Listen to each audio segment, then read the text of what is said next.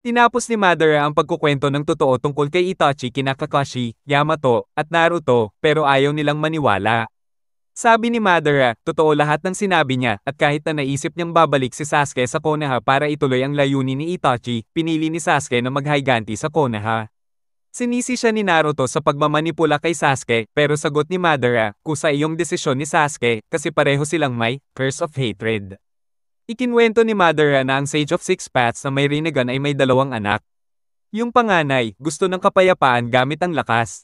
Yung bunso naman, gusto ng kapayapaan gamit ang pagmamahal.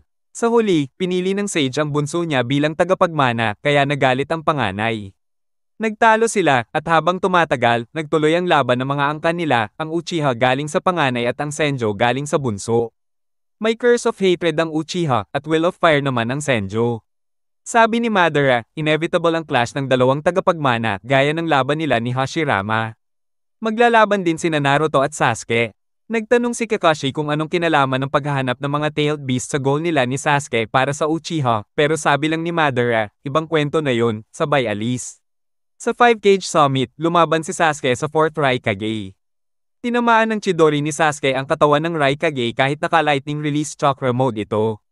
Na-impress si Raikage at sinabing parang kay Kakashi ang style ni Sasuke. Gumamit si Raikage ng Liger Bomb. Isang bangis na teknik na sinasabing wala pang nakakaligtas. Si Daro naman, tinamaan si Suigetsu gamit ang espada na may lightning chakra, kaya nadali si Suigetsu kahit may hydrification technique siya.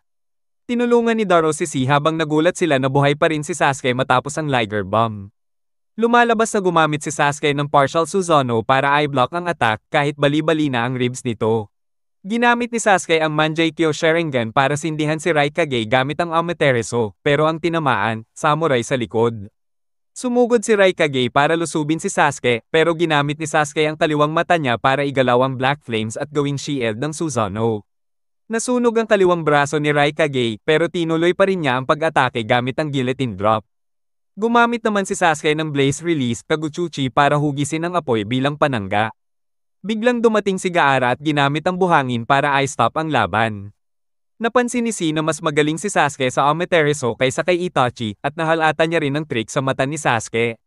Pinutol ng Raikage ang nasunog niyang braso at pinahil kay Si habang sina Temari at Konkuro ay tinanggal ang nasunog na armor ng samurai.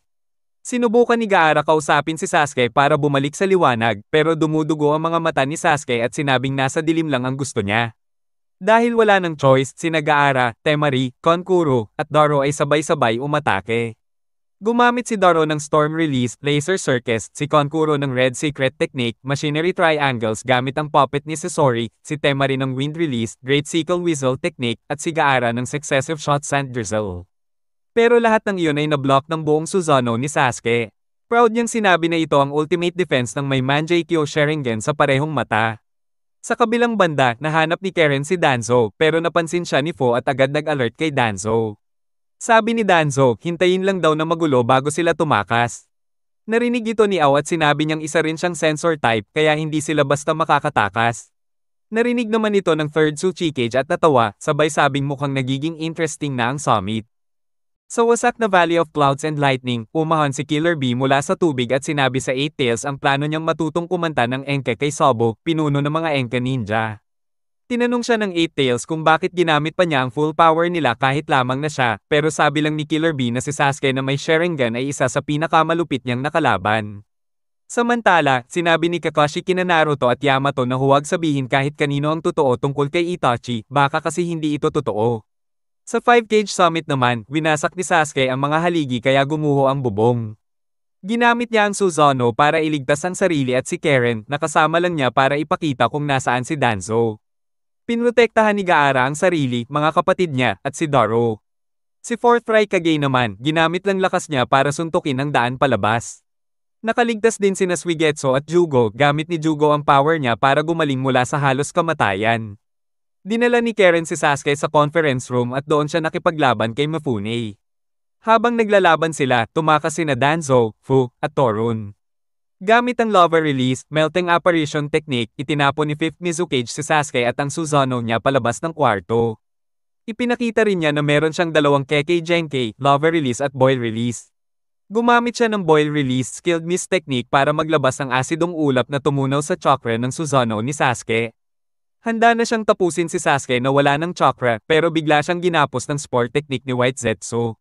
Gamit ang mga spores, sinipsip ni Zetsu ang chakra nila 5th Mizukage, 3rd Tsuchikage, Chojuro, at Akatsuchi, tapos pinasa niya ito kay Sasuke. Habang papasok si Sasuke sa conference room ng mga cage, nasalo siya ng dust release, detachment of the primitive world technique ng Tsuchikage at parang na-evaporate siya hanggang maging alikabok. Ngumiti si Tsuchikage at sinabi kay Karen na siya na ang susunod, habang si Raikage nakaka-rating lang ay galit dahil inagaw ang kill niya. Biglang lumitaw si Toby dala si Sasuke na walang malay at nagpakilala bilang si Madara Uchiha. Tinanong niya ang lahat kung gusto ba nilang marinig ang tungkol sa Eye of the Moon plan niya. Dinala ni Madara sina Sasuke at Karen sa ligtas na lugar tapos kinausap niya ang 5 cage tungkol sa plano niyang Eye of the Moon. Matagal na daw, nilabanan ng Sage of Six Paths na may Rinnegan ang isang halimaw na tinatawag na Ten Tails. Tinatakan niya ito sa sarili niya at naging Jinchuriki. Pero bago siya mamatay, natakot siyang baka mabasag ang seal, kaya ginamit niya ang Creation of All Things technique para hatiin ang chakra ng Ten Tails sa 9 na bidyo na ikinalat niya sa mundo. Ang katawan ng Ten Tails na wala ng chakra, naging buwan. Kahit hindi naniniwala ang karamihan sa mga cage sa kwento ng Sage of Six Paths at sa Ten Tails, sinabi ni Madara na totoo to at balak niyang buuin ulit ang Ten Tails gamit ang 9 na bidyo.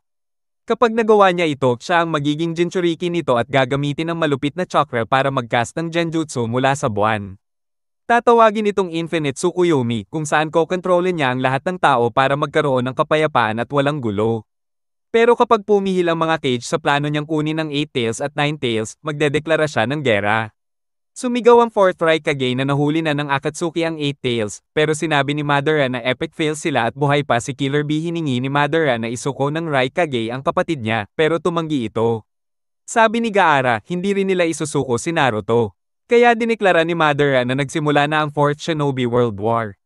Bago siya umalis, pinaalala niya na hawak na niya ang kapangyarihan ng 7 bidyo. Dahil sa nakaambang gyera, nagmungkahi ang 3rd Tsuchikage na isama sa frontline sina Naruto at Killer Bee, pero hindi pumayag ang iba. Gusto nila itago ang dalawa at bantayan ng maayos. Nagkaisa ang mga nayo ng Suna, Kiri, Iwa, at Kumo na magsanib bilang allied shinobi forces. Nag-alok din si Mifune ng tulong mula sa Land of Iron. Pero dahil naglaho si Danzo, napag-usapan ang magiging papel ng Konoha. Sabi ni Gaara, pinagkakatiwalaan niya si Kakashi at siya na ang magpapasa ng balita rito, at pumayag naman ang 4th Raikage. Samantala, tinatry ni Naruto pumasok sa Sage Mode para hanapin si Sasuke, pero biglang dumating sina Lee, Kiba, Sai, at Sakura. Sabi ni Sakura, kailangan niya daw kausapin si Naruto agad-agad. Pagkatapos ng 5 Cage Summit, si Mifune ang nagtalaga kay A, ang 4th Raikage, bilang leader ng Allied Shinobi Forces. Hindi tumutol si Gaara at ang 5th Mizukage, at kalaunan ay pumayag na rin ang 3rd Tsuchikage.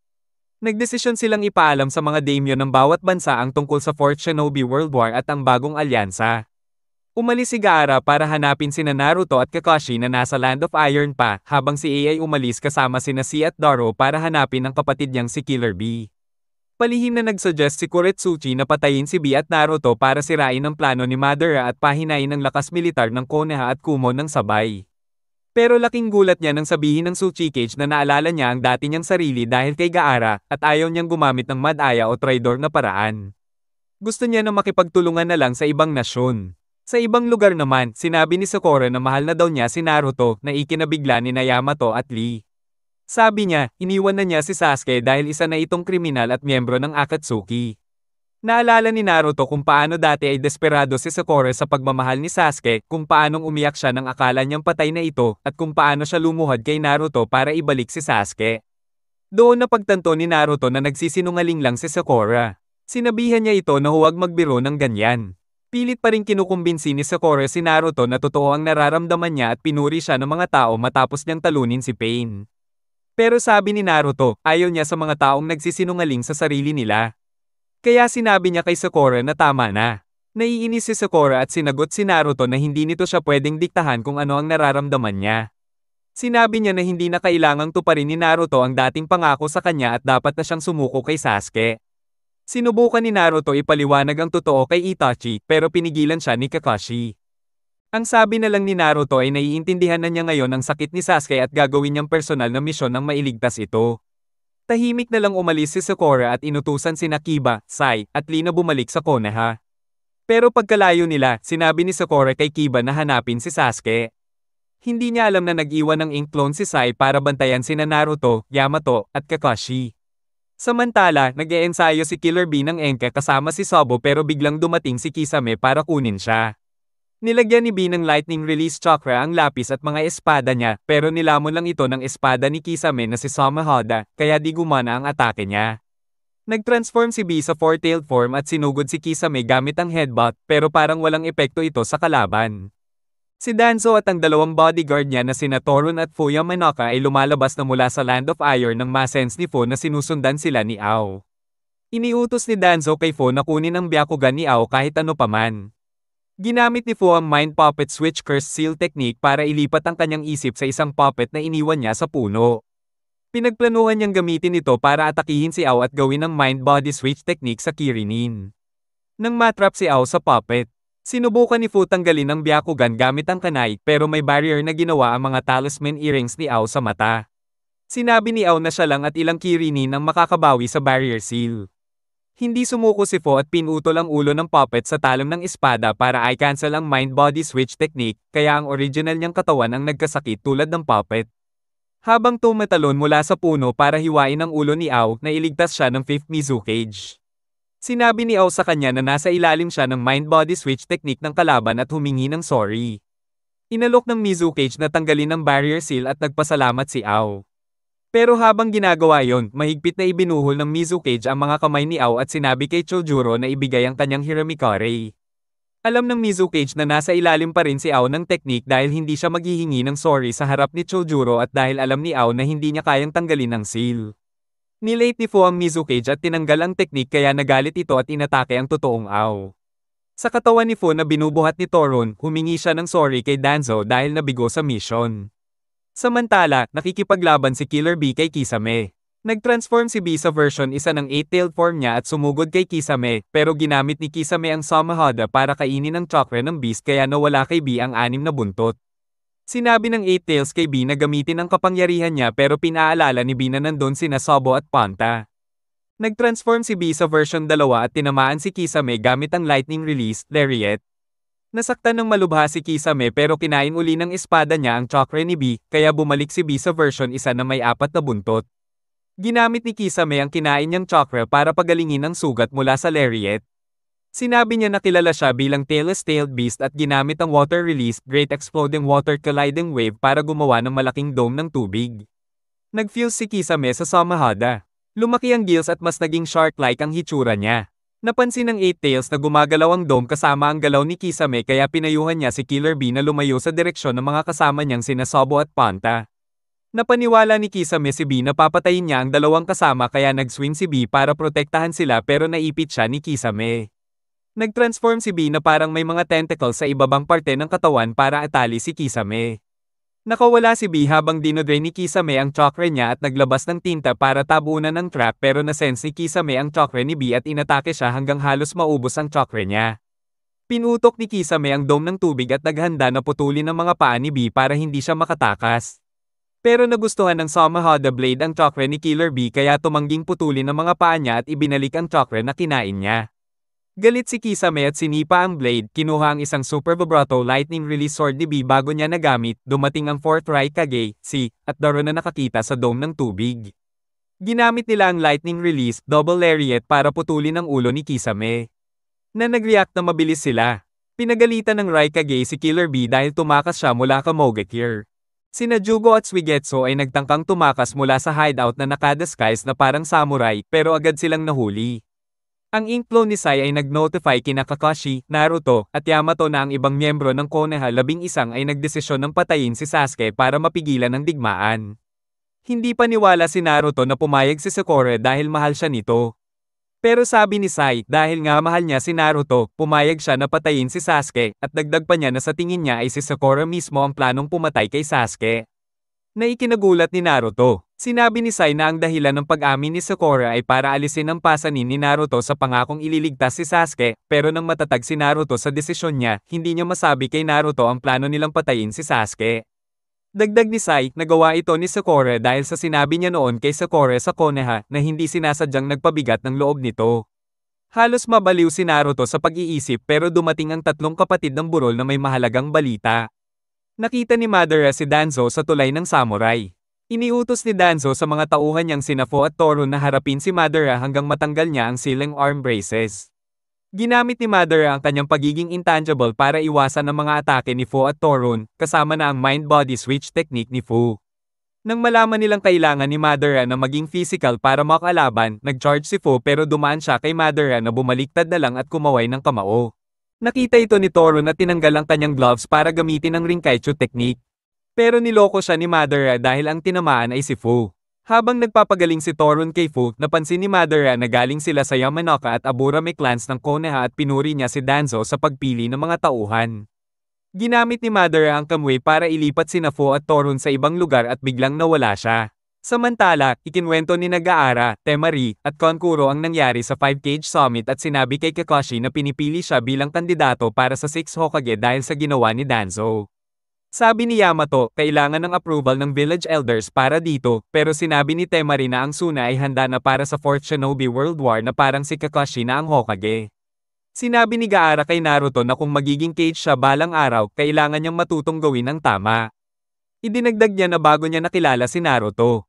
Hindi niya alam ang ibig sabihin ng kaibigan at tinuturing niya si Naruto bilang kaibigan. Bago umalis, pinapaisip niya si Naruto tungkol sa kahulugan ng kaibigan bago magdesisyon tungkol kay Sasuke. Sa Kamui's Dimension, tinapos ni Karen ang pagpapagaling kay Sasuke habang biglang lumitaw si Madara sa harap niya. Sinabi ni Madara kay Sasuke na may regalo siya para sa kanya at inilipat sila pabalik sa tulay kung saan naghihintay si Danzo. Sinabihan ni Madara si Karen na lumayo dahil mapapatay siya kung makikialam. Tinanggal ni Danzo ang mga benda sa braso niya na may maraming Sharingan implants at sinabi na idagdag niya ang mga mata ni Sasuke at Madara sa koleksyon niya.